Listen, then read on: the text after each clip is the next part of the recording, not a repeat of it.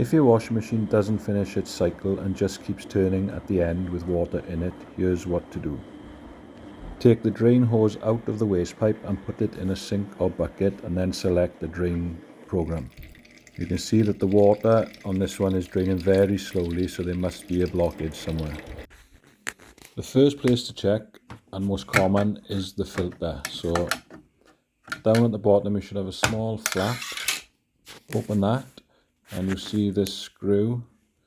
Now you're going to get water coming out the ear, so get some towels ready. Even better, get a shallow tray to catch the water and just crack it open so it makes it easier for you to soak that water up. Then when you've got all the water out,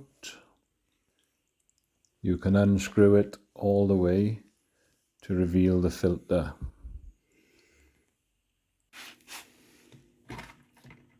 So we just pull the filter out and instantly we can see there's a lot of stuff stuck in there which will cause a blockage.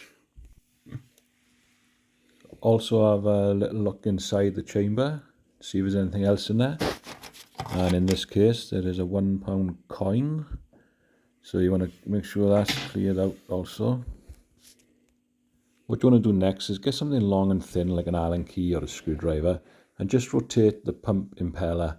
It should feel springy and have some resistance. If it feels loose and spins freely, then you know the pump has gone and will need replacing.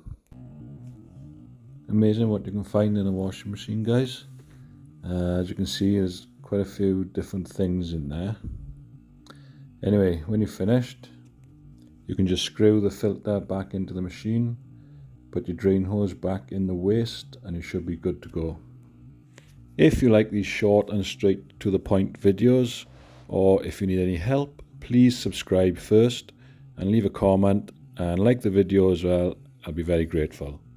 Thanks for watching. Diolch. See you next time. Hwyl.